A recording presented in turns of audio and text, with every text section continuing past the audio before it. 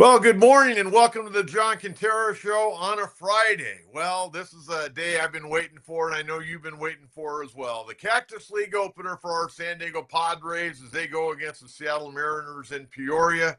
We've got a lot to talk about. I've got all 9 pitchers that are scheduled to throw for the Padres today, and also have the starting lineup as well. And we're going to get to that momentarily. But again, if you're just tuning in for the very, very first time, I would certainly appreciate it if you would subscribe to our program and like it. Trying to build our audience as we get ready for another big Padre baseball season. You can follow me on Facebook at John Kentera, and you can follow me on X at Coach Kentera 44. We have one guest that's going to be joining us here in the next 10 minutes or so. Scott Miller, national baseball writer. We're going to get his thoughts on the Padres, the Dodgers, the Angels, and some of the other things that are going on around Major League Baseball camps right now. Boy, a lot of things going on in that Boston Red Sox camp. We're going to get to the comments by Rafael Devers and Tristan Casas earlier in the week. And, some of the other things that are going on, namely the automated ball strike challenge system that was put into effect yesterday in the exhibition opener of all of baseball between the Dodgers and Cubs, and a kid from San Diego, by the way, Cody Poteet. He asked for a challenge in the first inning against Max Muncy, and they ruled that it was a strike, not a ball. So Cody Poteet goes into the record books. The first player to challenge the automatic ball strike challenge system. Each team gets 2. And we'll talk with Scott Miller about that as well. But before we get rolling today, I've got to mention the game last night. Did you watch the hockey game last night? I mean, that was awesome. And congratulations to ESPN. Sean McDonough, Ray Ferraro, Emily Kaplan, who was working the sideline. They did a marvelous job presenting that hockey game. The 4 nations face-off championship game between Canada and the United States. Canada won it in overtime. 3-2, Edmonton Oilers centerman, arguably the best player right now in the National Hockey League, Connor McDavid, scored the game-winning goal, 8:18 of overtime. But congratulations to Canada on winning it. But congratulations to all 4 teams that participated, Finland and Sweden, along with the United States, and especially last night. Last night, they gained a lot of hockey fans. I grew up in San Diego, and I went to the original San Diego Gulls back in 1966 and 67. My dad loved going to those games, absolutely loved going to the games. And I actually saw the great Willie O'Ree play for the Los Angeles Blades in that season. The next year after the Blades ceased operations because the LA Kings came into the National Hockey League, that's when Mr. Breitbart, Bob Breitbart, who owned the Gulls and owned the arena at that point in time. He also owned the San Diego Rockets before he sold them to Houston. He brought Willie O'Ree to San Diego. Willie O'Ree is one of the great athletes, I think, in the history of San Diego. And I think even though he's been honored several times, I don't know if he's been fully appreciated by us San Diego sports fans, but I've always appreciated Willie O'Ree, a great gentleman. And I'm glad that he has gotten his due from the National Hockey League over the years. But last night, it was a great night, great hockey game. My wife watched the entire hockey game, including the overtime. And the way it was presented was absolutely fantastic. And so hopefully you watched it. Maybe you weren't a hockey fan. Maybe you're a hockey fan today. But a great win for Canada, disappointing loss for the United States. But nonetheless, it was a great athletic event. And I tweeted last night, both teams, there were no smiles on anybody's faces until after the game was won by Canada. A lot of intensity. They weren't playing buddy hockey out there. They were playing for all the marbles, and they did a hell of a job last night. It was awesome. Okay, I'm going to get to the Padres, then we're going to get to Scott Miller. Today, Padres open up at 12-10 against the Seattle Mariners. Right now, it looks like, and this is always subject to change, Padres are going to go with 9 different pitchers. Each guy's going to get an inning. They're going to start with right-hander Ryan Bergert, then Logan Gillespie, who we saw last year coming out of the Padre bullpen, Then Austin Davis, a guy that they assigned again to a minor league contract. We saw him for a period of time last year, just a brief period of time. Good arm and right-hander Bradley Rodriguez going to throw today. Left-hander Omar Cruz. Right-hand pitcher Eduardo Neal Nunez. Joey Espada, right-hand, or Jose Espada, right-hander, going to get some work. Ryan Oak, a left-handed pitcher, and then finish up, if everything goes the way they've got a plan right now, right-handed pitcher Francis Pena. So again, 9 pitchers slated to throw for the Padres today. Matt Waldron expected to start tomorrow against the Athletics. Now, real quick before I get to Scott Miller, I want to give you the Padre lineup today. Leading off at second base will be Eggy Rosario. I think he's got a chance to make this ball club. The guy can swing the bat, and he can move around. He can play a little left. He can play third. He can play short in a pinch, but that's not his spot. But at second base, they may find a little time for him there at second base. He could also DH. Guy could swing the bat a little bit.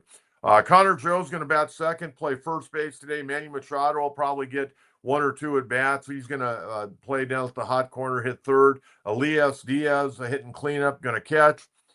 Designated hitter and former Chicago White Sox, Gavin Sheets, going to hit fifth.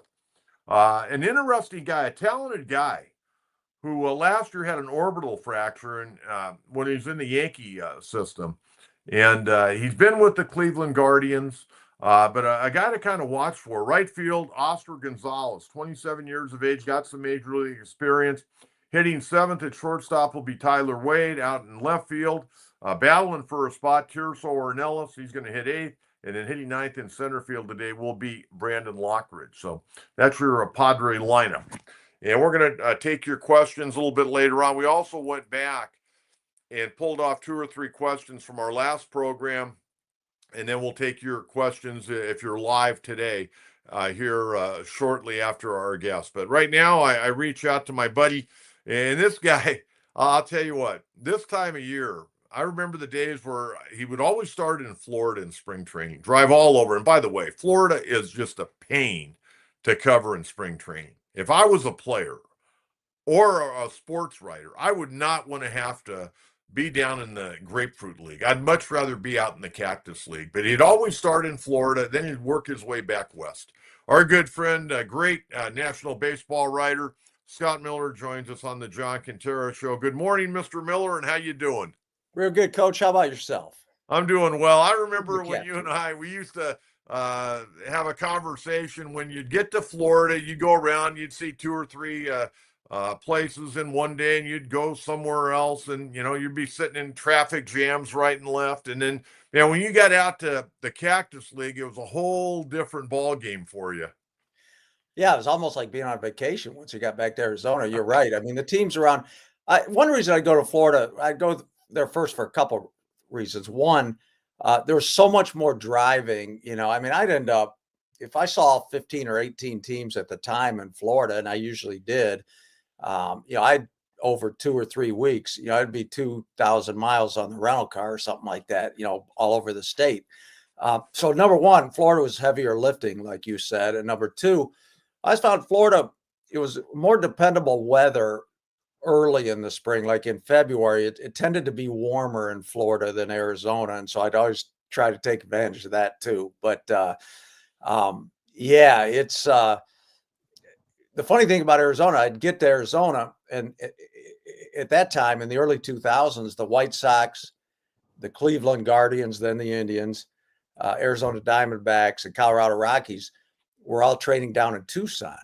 So everybody else was in Phoenix, and the farthest drive there is like 40 or 45 minutes from one side to the other. But periodically I'd go down to Tucson too. And it was funny to listen to the teams in Arizona. All the players that gripe and moan about how we got to go down to play down in Tucson today. It's an hour-and-a-half bus ride. And I'm thinking, geez, Florida people are on 2-hour bus rides, 2 or 3 times a week. The first thing those guys down in Florida do when they come in the clubhouse, either when they're leaving the clubhouse the day before or getting to the complex early, am I on that bus ride today? Yeah. When I covered the Minnesota Twins back 1994 to 1999, 6 seasons then, and, I didn't think much of it at the time. I just kind of assumed it was normal, and I came to find out it's not. It wasn't. Tom Kelly, the old manager of the Twins, who I think is one of the more underrated managers in our generation. I mean, Twins won World Series 1987 and 1991. You don't see a lot of small market teams winning 2 World Series in 5 years. But anyway, those bus rides from Fort Myers up to Tampa, 2 hours, up to Bradenton, 90 minutes, Sarasota, longer. Anyway, Tom Kelly always, always would go on the road if they had a split squad game. Most of the times I came to find out, if there's a split squad game and one team, say the Padres have a team at home and a team on the road, a lot of times the manager, Mike Schild or whoever will stay and manage the home game and send everybody else on the road. But Tom Kelly wanted to set a precedent. And, he figured, look, if I send veterans on the road, nobody's going to complain if the manager goes on every single road trip. And he did. All through those 6 years I went, that was his thing. He always took the road trips, which, as I said, very unusual and very precedent setting. All right, Scotty, I want to jump around. I want to talk about the Padres, the Dodgers, the Angels, and I've got some other baseball thoughts that I'd like to get from you. Well, let's start right now on the Padres. Padres have had a very interesting offseason. The fans have been grumbling. They didn't do this, they didn't do that. But, man, at the end of the day, they still got a pretty good ball club. Yeah, I think, it's a little bit like last year. I mean, I think it's more grumbling this year, but remember last year going in spring training, they traded Juan Soto, and there was a little bit of attitude around town. They're not going to be as good. They were better last year than they were 2 years ago. And that's what I think you can get lost when you get caught up in how many big names did we sign this winter? I mean, Padre fans, and I know most of them will tell you they've gotten spoiled after years of being lost in the desert under previous ownerships. But they've gotten spoiled. Hey, we got Manny Machado this offseason, or we signed Xander Bogaerts this offseason. We traded for Yu Darvish. It's not always, as you know, coaching baseball, about the big names. Quite often, it's the other guys that are going to determine how good your season is. That is if you have a good core in place, which obviously the Padres do, even without some of their old guys. I mean, and it's too bad Joe Musgrove is out for the year, but, Dylan Cease, Michael King, Yu Darvish, they're still the makings of pretty good rotation. Luis Ariz, Tatis, Machado, makings of a pretty good lineup. What I think is going to be about this year, and I'm not as down on the Padres as a lot of people around town that are like, they didn't do anything. To your point, they're still a really good team. Last year, Jurickson Profar really helped carry them in the first half of the year. That's, to me, what's going to take. As I mentioned, you got Machado, and you know what he's going to do. You know what Tatis is going to do. They lost Profar this year, but nobody a year ago expected him to have the first half he did. Now's the time for somebody here to step up and have a really good kind of a surprise season, whether it's, whoever, take your pick, Connor, Joe, or whomever. But it's going to be the periphery of players who I think, if you have a few of them step up and have a good season, all of a sudden you've got something really exciting. Tell me your thoughts on Jason Hayward. When he came up as a young player with Atlanta, I think a lot of people, maybe after the first year or two, kind of got turned off because he had like his own hitting coach, and there were some grumblings in the Atlanta organization. Is this guy coachable or not? But boy, he has certainly stood the test of time. And really, you talk to people that have been around him, have been teammates of him, or managers that have managed him. This guy actually is a heck of a guy. Yeah, he is. He's a great teammate, a great leader. And, there's no doubt that, I think, he's not the player he once was. His bat's a little slower. The Dodgers loved him last 2 years, when they had him. They ended up finally releasing him in August after the trade deadline because they made some other moves, guys that were just going to be more productive players. So, I think in a platoon situation, Hayward can still have his moments. I think in the clubhouse, he's going to have a lot of moments. Go back to the 2016 World Series when the Cubs beat Cleveland. Remember Game 7? Um, the Cubs had the lead, blew it, rain delay. Rains came after the 9th inning, and then the Cubs won it in the 10th. The Cubs knew they almost blew it, and it was threatening to get away from them. Jason, they had a players-only meeting in a side room in the Cleveland Visitors Clubhouse during the rain delay in the 9th inning. Now, you don't see many players-only meetings during games, and you certainly don't in the middle of game, what was it, 7 of the World Series, 7th game. Jason Hayward's the guy that called that meeting. He gathered the Cubs. He gathered them into the team. They had guys like Anthony Rizzo and David Ross and Chris Bryant, but it was Hayward that gathered them all together in a side room and fired everybody up. Said, "Look, we're not going to blow this. We gave up the lead. This is in our hands." And Hayward really stood tall in that moment. And as I say, that's one moment of his career, but the Dodgers loved his leadership. He was part of that good winning culture the Dodgers had. So, hopefully there's something left on the field and he can, help on the field and then use some of this other stuff off the field to help the team, the Padres, maybe be better than people expect. Give me your thoughts on the signing a week or so ago of Nick Pivetta. It became official last Saturday. Yeah, I like it. The thing with Pivetta, I mean, obviously the Padres were going to, they needed another starting pitcher. We all knew that. And, it took a while, but I think they landed on a pretty good guy. I know his ERA over the past few years, Coach, has been high. It's been, over 4 the past few years. But, what I do like is, this guy, he threw 142 and 2/3 innings last year, 26 starts, 142 the year before, 179 innings back in 2022. I don't know if Padres are going to get 179 innings out of him this year, but he's a guy that takes the ball and wants to stay in games. And if he could throw even 150 innings, I like that he has the potential to be an innings eater. Like I say, I don't know if he still will, but if one of two things I think is going to happen with Pivetta. He's either going to, be a workhorse, eat a lot of innings, which would be great. If he doesn't go quite as many innings as some people hope, he has the veteran presence where I still think he's going to help the rotation. And, it's all about depth as well. As you don't go through a season with 5 starting pitchers. I mean, you're going to have some injuries. You need not just some of the young pitchers the Padres have, lined up as potential starters. The Estradas and the Marijones, those guys, but you need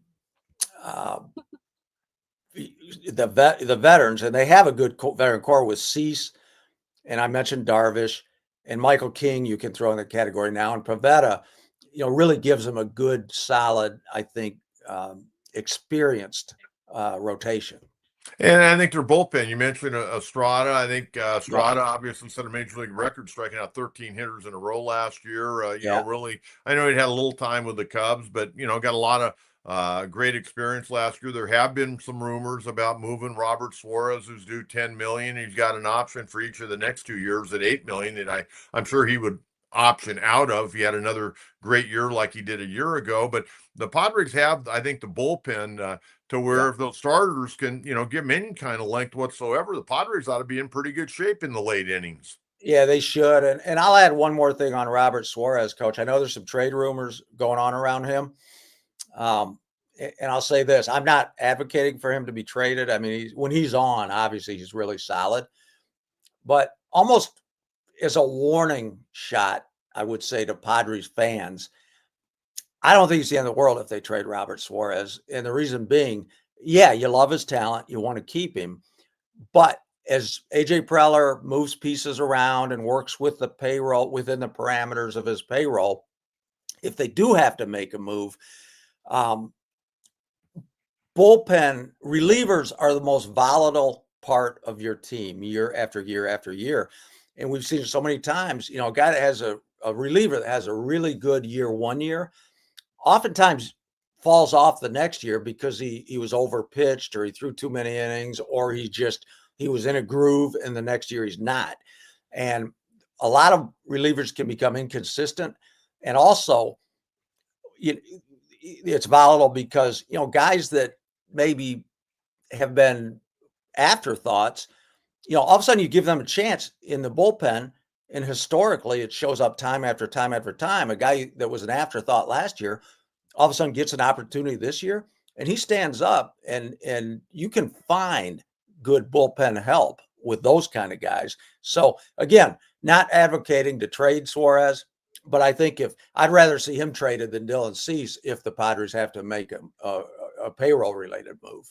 I would definitely agree with you on that. I watched the spring training opener yesterday. Tim Neverett and Rick Monday hit the ground running yesterday. I really enjoyed their broadcast. I actually sent Tim a note before the game and after the game, and he was saying how much he enjoys working with Rick Monday. But boy, scary incident yesterday. Bobby Miller getting hit in the head. I mean, he went down like he was shot, and he was able to walk off under his own power, but that was a really scary, scary scene.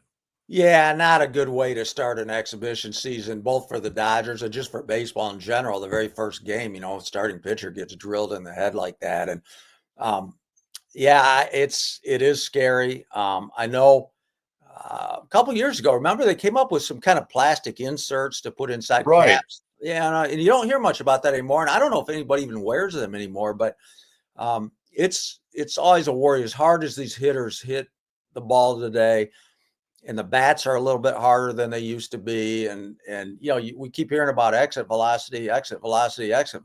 Well, the one time you don't want good exit velocity is on that line drive right up the middle that's, screaming toward the pitcher's head. So all the best to Bobby Miller. I hope he's okay. I haven't heard anything yet today. I know he was in concussion protocol last night. The Dodgers don't need that. Bobby Miller doesn't need that. Baseball doesn't need that. All right, let's talk about the Dodgers. I really don't know where to start with the Dodgers. I guess I'd like for you to pick out an area where you think they're weak. Well, let me think about that one for a minute. An area where they are weak. Well, they haven't played in a World Series game in a few months. Well, real quick, I'll jump in. You know where I think they could be weak? Where? They got a lot of starting pitching. Yep. But about 4 or 5 of those guys dealt with health issues a year ago. Plus, you got Ohtani coming back. Gonsolin's throwing today in an exhibition game. He's coming off of Tommy John. Yep. I mean, Glass now, and Yamamoto missed time last year. Dustin May, Kershaw, whenever he comes back, Ohtani working his way back. I mean, right now, it looks like they have a wealth of riches, which they do. Right. But if 1 or 2 of those guys go down, things start changing in a hurry. Well, and given their injury history, 3 or 4 of those guys could go down. I mean, that's one thing about modern baseball is, there's just such a dearth of starting pitching. And the Dodgers thought they were okay a year ago, and then they had guys go down. And, you look back to the World Series. I mean, what did the Dodgers use? Like over the course of the playoffs last year, including a World Series game, I think they had 4 different bullpen games. I mean, it seemed like every 3rd or 4th game, it's a bullpen game for the Dodgers, and they were able to navigate it. And Dave Roberts did a marvelous job doing so. But they didn't have enough starting pitching last year to win the World Series, and they ended up winning it. And that's why they addressed it this year, by signing Blake Snell. And, they went hard after, signing guys like Roki Sasaki and Blake Snell, and bringing Kershaw back. And basically they tried to line up as many starting pitchers as they could, Kyle Hunt, who pitched in Korea last year. And they're trying to line up as many bodies as possible. But you're right. Yamamoto missed a couple months last year. Well, his challenge will be to stay on the field all summer. Yeah, I know he's going to pitch opening day in Tokyo in March, and that's going to be quite an event. Him going against the Cubs, Imanaga. But, that you're right. I mean, otherwise, the bullpen, from ex-Padres Tanner Scott and Kirby Yates to Blake Treinen to Michael Kopech, who they got last year from the White Sox at the trade deadline. Alex Vesio has been a solid lefty specialist for them over the years. I mean, they're deep in the bullpen. Their lineup is deep, and they have a lot of bodies in the rotation, or at least just underneath the rotation if rotation guys get hurt. But if they do, and you could see 3 or 4 injuries from and they could be depleted again. Tyler Glass now, by the way, really good starting pitcher, but he hasn't thrown more than like 120 innings in a year. That's his breaking point, it seems like. And, we'll see if he can get past that this year or if he's going to get hurt again, because it's been the latter more often than not. Okay, last thought on the Dodgers. Mookie Betts is an incredible athlete. Okay, there's no question about that. He was drafted as a shortstop. I thought at times last year, early in the year, where he was their everyday shortstop, he played pretty well. But my question on this isn't that he can play and do a good job, and he's not going to be a Gold Glover. I wouldn't expect there like he is out in right field. Right. But I got a 2-part question. Number one, do you think he will be their guy come September in the playoffs in October at shortstop? And do you think, because this is a much more taxing position, could it take a little bit of a toll on him physically to where his offense wanes a little bit from time to time? Well, both very good questions. To answer your first question, I do think he'll be their shortstop all season. And the reason I say that is because last year he was kind of jerked around, shortstop, right field, back and forth. And they had the Gavin Lux question where they didn't think Gavin Lux was going to be, they thought he was going to be the everyday guy. And then they got spooked when he made some errors in spring training. Of course, now they traded Gavin Lux to the Cincinnati Reds. They've got guys like Tommy Edman who can play shortstop if Mookie Betts, if it doesn't work. But Miguel Rojas?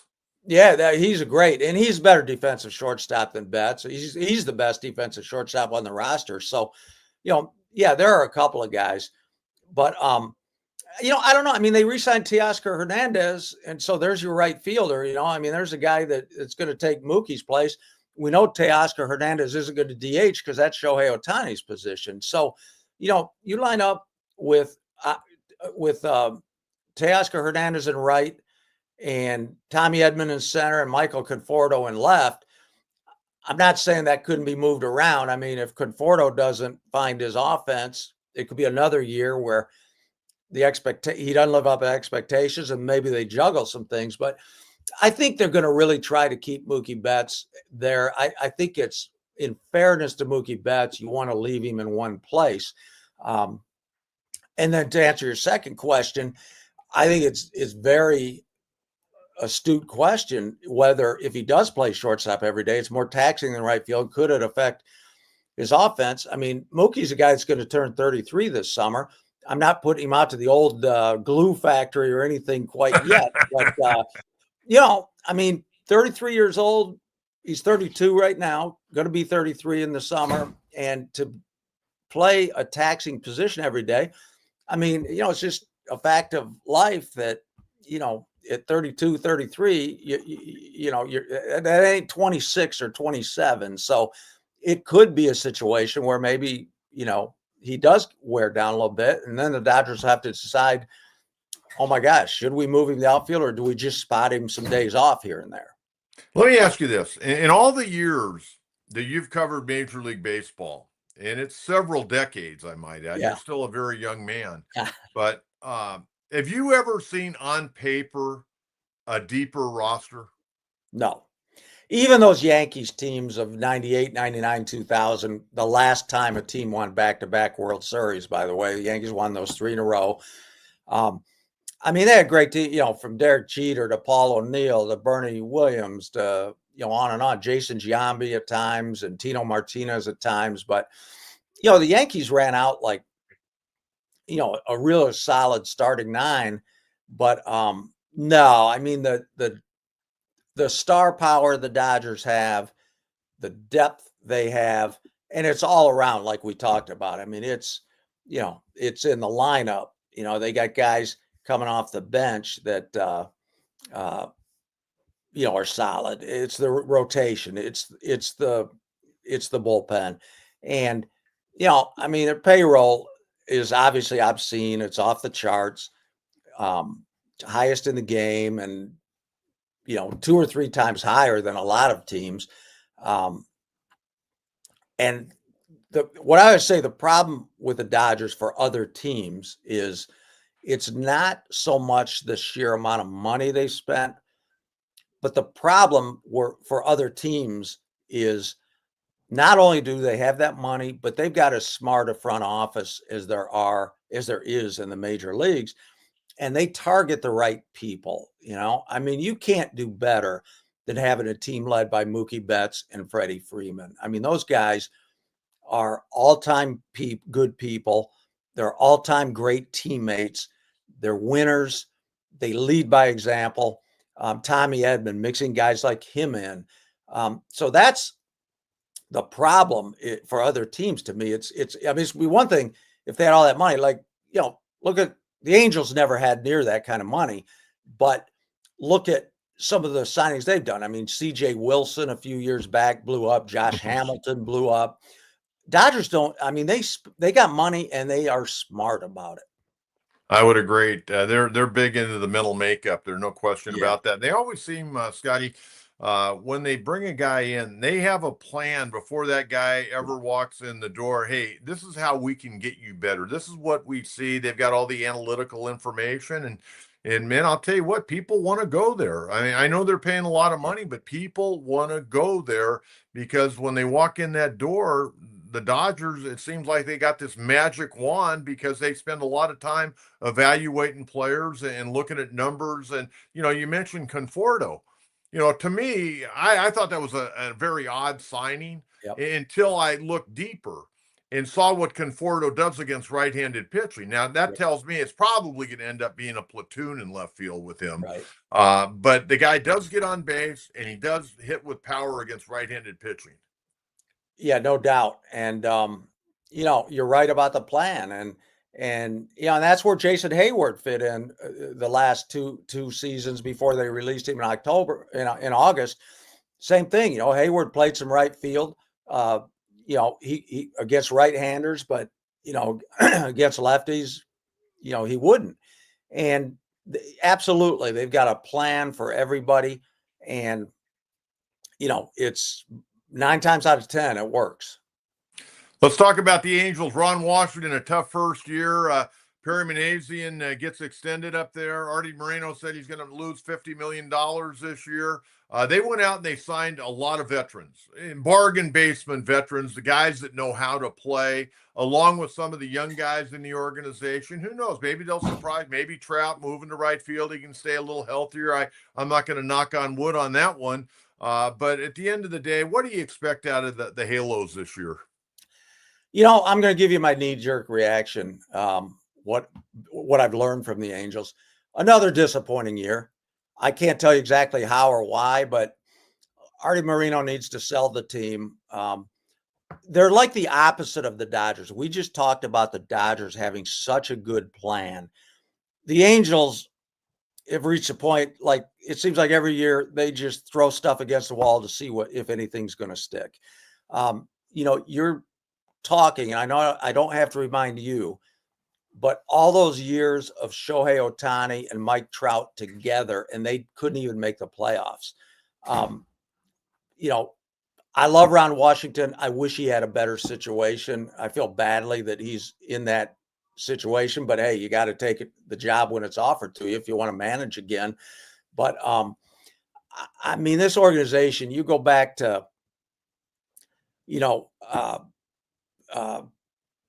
they hired Brad Osmus, right? And then to manage. And then he lasts 1 year.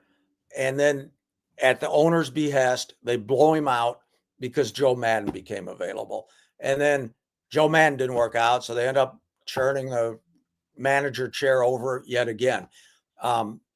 You had the horrible, horrible Tyler Skaggs tragedy a few years back where he died of an overdose in a Texas hotel room when the Angels were on the road, which, by the way, Brad Osmus was manager that year. and he had to manage and deal with a team through that tragedy, and he did a wonderful job. And again, his thanks at the end of the year was, "See you later. You're fired after just 1 year because we're going to go for Joe Madden." It's a knee-jerk organization. I don't know what to say beyond that. I can't imagine. I mean, Houston's dominated that division for so long. Texas has gotten better. You know, I hope Mike Trout can play all year and doesn't get hurt again, because he's gone from one of the superstars in the game to just kind of a forgotten guy the last few years because he's never on the field. So, Anthony Rendon, another free agent. I mean, now he's hurt again. And, any kind of investigation, that's a free agent they never should have given the money to. I mean, anybody in Washington could have told you. Rendon talked openly about he didn't really like the game. It's just something he's good at and he can make money at, but he never had a passion for baseball. And certainly since the Angels signed him, it didn't seem like he really wanted to play. And again, talking about how smart the Dodgers are and bringing guys in with good makeup, winners. Rendon was the opposite of that. He didn't talk to the media, and he mocked the media a few times. He'd say "no habla English" or whatever. And anyway, generally speaking, I think the Angels are a mess. They've been a mess. They're going to disappoint.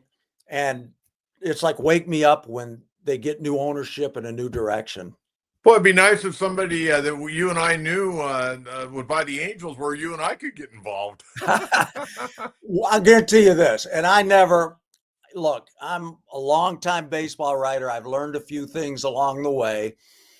I've worked with, on my side of the fence, interviewing and being up close to organizations. I've seen a lot of executives and managers and general managers that I think do a good job. I can see what works here.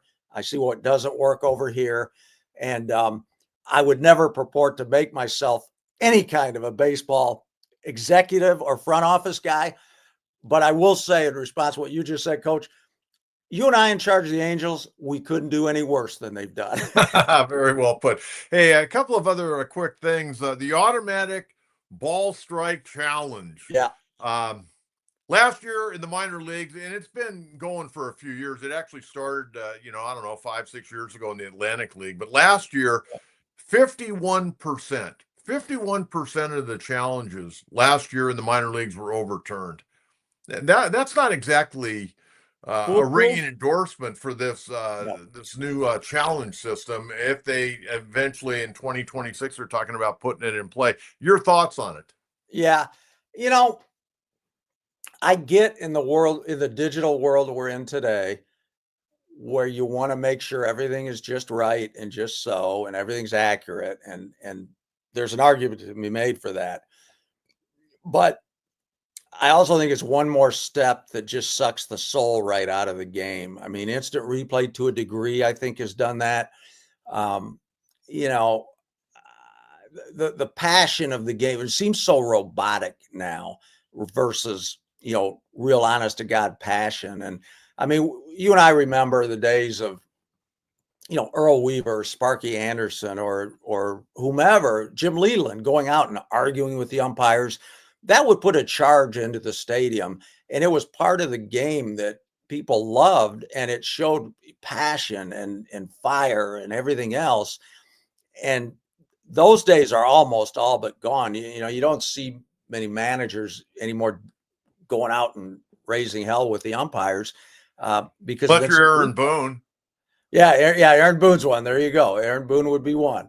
And people like it when they show passion. When Aaron Boone goes out there, all the New Yorkers and the Yankees, and I talked to Brian Cashman last year, and he told me about this subject, and he said he loves it when Boone argues with the umps. And I know MLB, after Boone's first year, they tried to put the brakes on him a little bit. They thought he was going a little bit too hard, and they talked to him. People from MLB did, but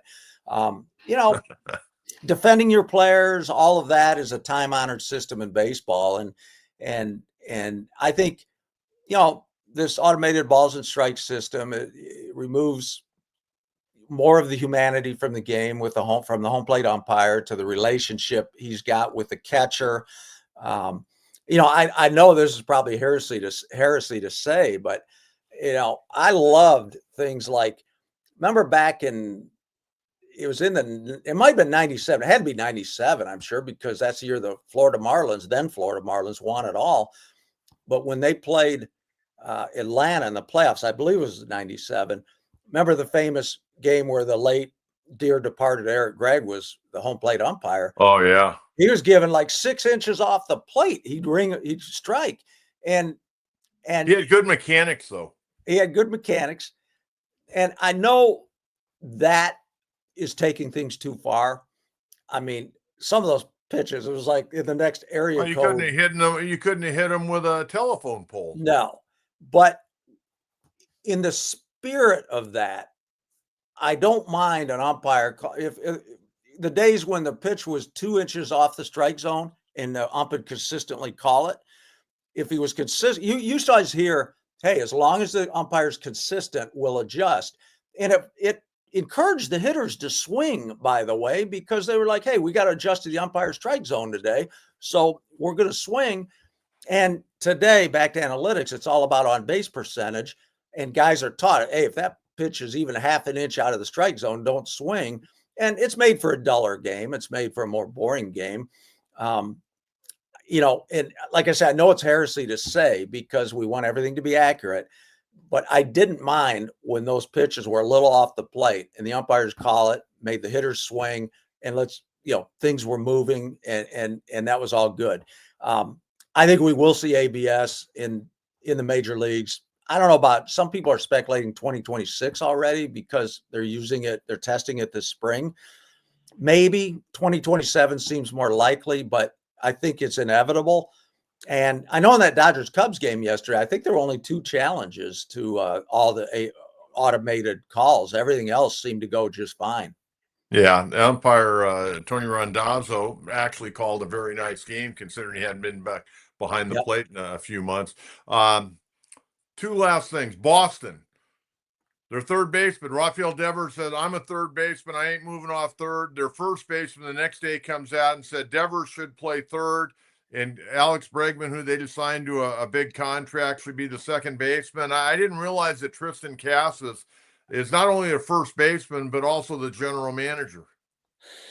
Yeah, I agree. My quick breakdown on that, a couple of different areas. One, Alex Bregman is an absolute professional. He's a winner. I know people might be angry because he's part of that 2017 Astros team that cheated, but his body of work over the years, he's in the playoffs every year. He's got that dirt under his fingernails attitude. Let's, grind it out, play, let's win. He's all about winning. I love what Bregman said in response to Devers. He's like, hey, if they want me to play second base, I'll play second base. I'll do what the team needs. That's what you want to hear from a guy like Bregman that you signed for $40 million a year. Casas, I agree. I heard him last year, ESPN on a Sunday night game mic'd him up like they do, and I'm not a big fan of those things. They can be entertaining, but to me, it intrudes. Like, the game ought to be sacred. You shouldn't be micing guys up. It's like, let's let them play the game. Let's watch the game. We don't need to be that far on the field, I don't think, but that's just me. But anyway, they mic'd up Casas last year, and he had a lot to say. And I'm like, man, this guy's like a rookie, and I know he's outgoing, but geez. And to your point on him being like a GM this year, Casas, he's a guy like, he has a lot to say for not having accomplished much in the game yet. And we don't even know how long his career is going to last. I mean, he's had like barely more than a cup of coffee in the game. And I know he's got an interesting personality. I'm sure he's a likable young man, but let's pump the brakes. Let the career take off a little bit before you have all these opinions. And as far as Devers saying, I'm not going to play third base, it's going to be an interesting American League East this year, because don't forget, that came a few days after Marcus Stroman's told the Yankees, I ain't going to the bullpen. I'm a starting pitcher. Yet Stroman has never been consistent. And between him saying I'm not going to the bullpen and Devers saying I'm not moving off the third base, could be interesting back east. Okay, last question. Nolan Arenado. I keep waiting to find out where he could be headed. Your guess. Do you think he will be a St. Louis Cardinal on opening day of the regular season?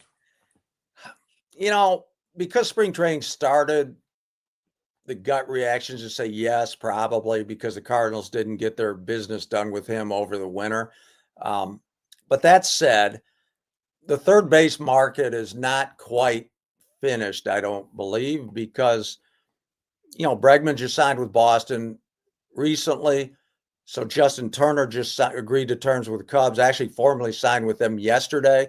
And like Turner said yesterday over in Phoenix to the Cubs media, I would have liked to sign a long time ago. Basically, I had to wait for Bregman. He didn't know where he was going to go, and everybody was waiting to see that before they came to me. Cubs obviously tried to get Bregman hard. Didn't work. So when Boston got him, they went to Turner. So there still could be an opening for third base. The Tigers went hard after Bregman as well. Didn't get him. I don't know that Arenado would waive a no-trade clause to Detroit. I know, like you and I've talked in the past, he's a West Coast guy. I think he wants to win, and he wants to win near his home in the West. But I don't know. The Dodgers. Have the Dodgers said no to Arenado yet? Because he keeps saying, I'm not going anywhere until the Dodgers say no, and I haven't heard the Dodgers have said no. No, they haven't. And, that wouldn't that just anger everybody else throughout baseball? It's not angry enough at the Dodgers if they pulled that move off in the spring. Well, they could do anything they want, it seems like. But hey, Absolutely. Scotty, thank you so much for the time. Hope all's well with the family and yourself, and we'll catch up again real soon, man. This is our time of year. It is. It is. I'm heading over to Arizona for a few days next week, so we'll go get a flavor of spring training and some people I got to see, and you and I will talk soon. Okay. Hey, real quick, as I let you go, where are we at on the book? Can people start ordering it? Yeah, it's available for pre-order. It publishes May 13th. Skipper, I have a galley here, which that's what the cover looks like. Why baseball managers matter and why they always will. Excited about it. Came out well, I think. A couple people have read it early, have given me been really nice. Some baseball people have read it. Have been really, really complimentary, more so than I even hoped. So, that's just made me more excited. It publishes May 13th. This is just a cheap, what they call a galley, a paperback copy. It's out in hardcover, but this is just, they print up a few of these to, send out to some early people trying to get hoping to get blurbs for the back cover of the book. But yeah, it's available for pre-order right now. You can go on Amazon or Barnes and Noble, whatever website, and and Google Skipper, my name, Scott Miller, and baseball managers, whatever, and the book should show up. And you can, but the one key, some people misunderstand, you can pre-order it now, but that's pre-order. It doesn't mean it's going to show up next week. It still will come to your doorstep if you pre-order it on May 13th, the publication day. Sounds great. Well, hey, we'll get you on once you get back from Arizona. Safe travels, and thanks so much for the time. All right, Coach. Take care, my friend. There you go, Scott Miller. I'll tell you what, man, I got some great friends in baseball, and he is one of them. And really, he started out on my radio show, just talking, and then we became friends, and just a marvelous guy, Okay, we've talked a lot today about the Padres, the Dodgers, the Angels, and baseball. I want to hear from you fans now. Let's get to Coach's Mailbag and get to some of the comments we had on our last program. And we'll take a look. Padres 1997. But that was a bad year for the Padres, by the way. In between a division title in 96 and going into the World Series in 98, 97 was a rough year. Thanks for bringing real Padres content, no BS or clickbait videos. Been listening to you for 10 years. Padres 1997. Thank you very much. One thing I'm a baseball guy, I'm a sports guy, and I'm always going to be honest. And, I think the difference With me, opposed to other people, I've been around the game. I've been around sports my entire life, from a youngster, and there are a lot of people in the media that never really played. And now I don't want to make that sound like, well, if you never played, you can't have an opinion. That's not correct. There are guys that have gone on and had great coaching careers in a variety of different sports that never played, or if they did, they weren't very good. But I've been around some really, really good people. And the people that taught me the game, I tell people this all the time. They go, "You're always so honest with people." And I go, "Well, the people that, well, first of all, it was the way I was raised, number one. Mom and dad, you always had to tell the truth. But with that being said, I had a lot of great baseball people that taught me the game. Guys that have been in the game 30, 40, 50 years, even 70 years, one gentleman. And it would be disrespectful of me not to, you know, be honest about the game and evaluate players. We were talking about the Dodgers. I know people get tired of hearing about the Dodgers, but the Dodgers, and Scott brought it up, and I couldn't agree more. I'm a big mental makeup guy. When I was a college coach recruiting, when I was a pro scout for a couple of different organizations many years ago, I'm all about talent. We can all find talent, but you have the players that have great mental makeup that are going to be there going through a losing streak or an 0 for 21 slump. You've got to have guys that can fight through it. Baseball, in particular, more so than basketball and football and some of the other sports, mentally, it can beat you down. I mean, it can flat out beat you down. And you got to have guys that are going to be able to rise when things aren't going well and not throw up the white towel. But thank you very much. I very much appreciate that. Let's get to our next one. Poncho, 13. Coach, I know you're a big Laker fan, but are you going to head out to any San Diego Clippers games? I'm planning on, I'm finishing up my UCSD schedule in the next couple of weeks. And Steve Quiz, who's my partner, not only for UC San Diego, but also for the San Diego Strike Force, he's doing those games. And I'm going to go up. I know my one of my grandsons and his mom are going to a game next week with a group. But I've been up there. Josh Elias, who's running the Clippers and running the arena, doing a great job. I got a text from a friend today going to the Sockers game this weekend. If you haven't been to the Front Wave Arena, it's really cool. I was up there for the season opener of the Sockers. Their ownership invited Kelly and I to go up there because a lot of you may not know, I was the general manager of the Sockers for 6 years. And we had a great run, 3 league titles. I got 3 nice rings. I had to share those rings with you one of these days. But no, I'm going to get up there. I'm very excited about getting up there. Just been really busy with basketball season and doing the show and, being a family guy, getting out to a lot of my grandkids' athletic events. But no, I'm going to get up there. I've been watching some of those Clipper games on TV. They got some talent and they get up and down the court. I really like that. Let's get to another one.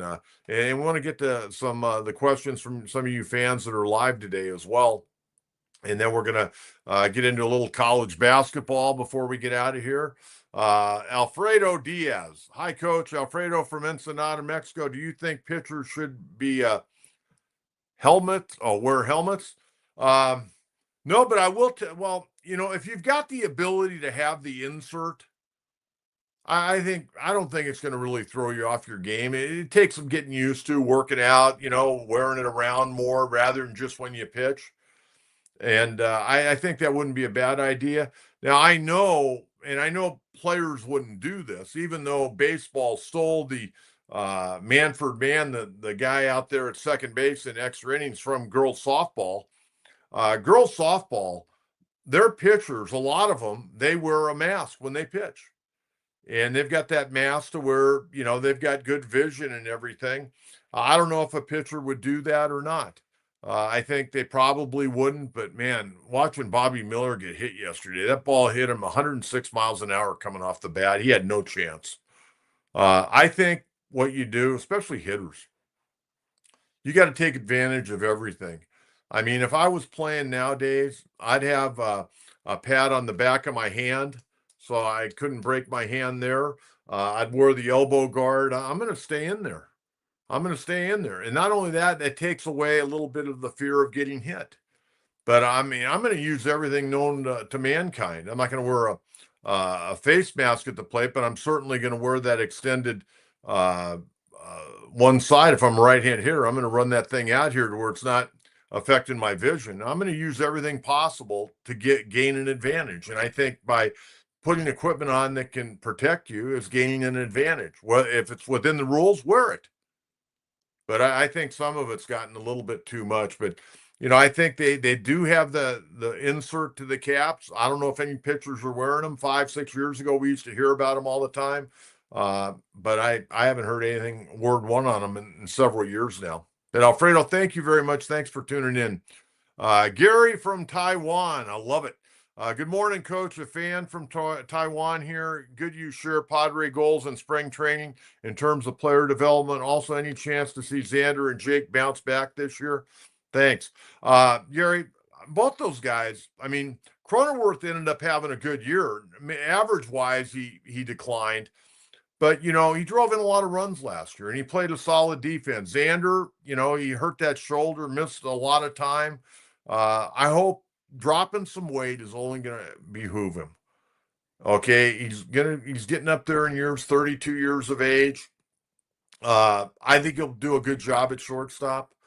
I think he'll swing the bat better, and I think his power numbers will go up. If Xander could hit 20 home runs and hit 280, 285, that's a hell of a year. That would be a hell of a year. Cronenworth, I'd like to see him get on top of the baseball a little more. He has a tendency to kind of chicken wing that front arm. And I think he's trying to get lift. I mean, stay on top of the baseball, hit line drives, be a gap hitter. You hit the ball well enough, it's going to go out of the ballpark. But Gary, thank you very much from Taiwan. I very much appreciate that. That's really cool stuff. All right, we're going to get to college hoops. Well, I got UC San Diego tomorrow night. They're playing Hawaii, 7 o'clock, Lion Tree Arena. Last night, big night for the Tritons. They won their 8th straight. They were on the road last night up in San Luis Obispo against Cal Poly. They won 81-67, and they moved into first place in the Big West Conference because Irvine lost at home last night to CSUN, Cal State University Northridge, 84-72. So they're in first place right now. A one-game lead over UC Irvine. If they finish first or second, which I'm sure they will, no worse than second place, they will get a double bye. That means they would go right to the semifinals of the Big West tournament over in Henderson, Nevada. But they want to win the regular season outright. They'd have to win the Big West tournament to get the automatic berth. But I'll tell you what, the Big West this year, they may be in line. They may be in line for a 2-bid league, but we'll have to wait and see. So a big game tomorrow night against Hawaii. UC San Diego right now 23-4 and 13-2 in conference play. The Aztecs sitting at 18-6, 11-4.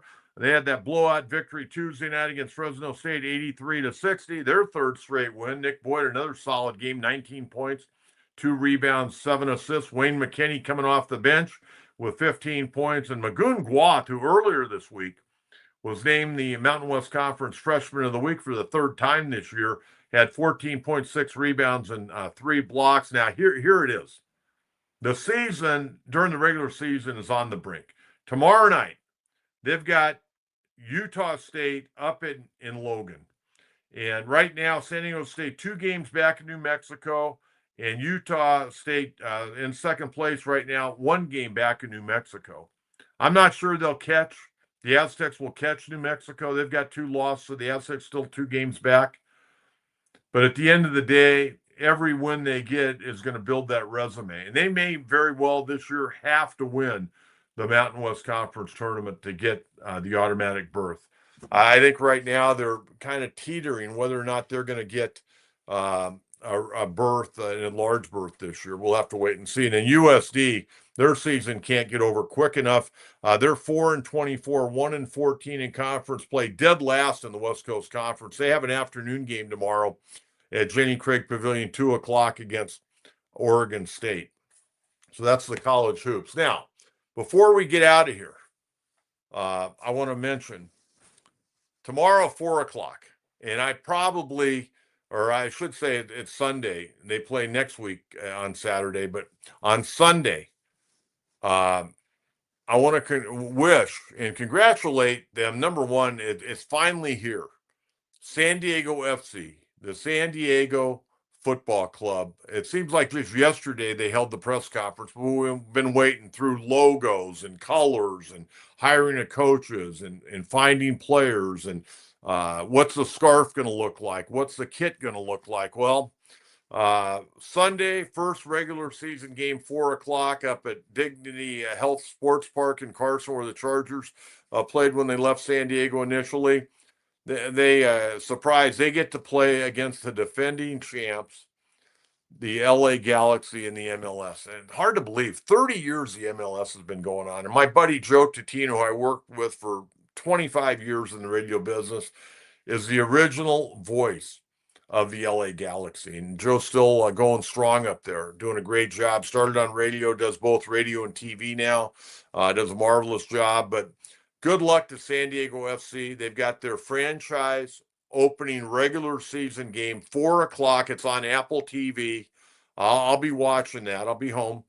And going against the defending MLS champion LA Galaxy. And then their home opener, first game at Snapdragon Stadium, will be a week from tomorrow, March 1st, 7:30. They take on St. Louis City SC at Snapdragon Stadium. So I want to wish Tom Penn, the CEO of San Diego FC, and the entire organization good luck against the Galaxy.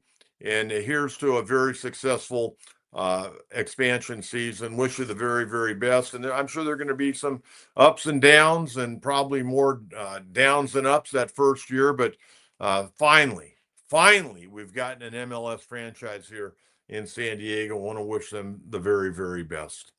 Okay, a reminder. We'll be back in Monday morning, 10 o'clock. We're going to take a look at all three Padre exhibition games. Again, they open up today. They're going to supposedly use 9 pitchers. Matt Waldron going to pitch tomorrow. Not sure about Sunday, but we'll break it all down Monday morning at 10 o'clock. Again, you can follow me on Facebook at John Kentera. You can follow me on X at Coach Kentera 44. Also, if you would subscribe to the program, very much appreciate that. Doesn't cost anything, just 30 seconds of your time.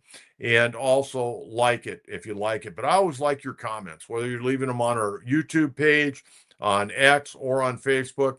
The more the merrier. Always enjoy it. Keep the great conversation going again Monday morning at 10 a.m. Until then, Coach John Kentera, have a great weekend, everyone. And thanks for tuning into the John Kentera Show on YouTube. Bye-bye.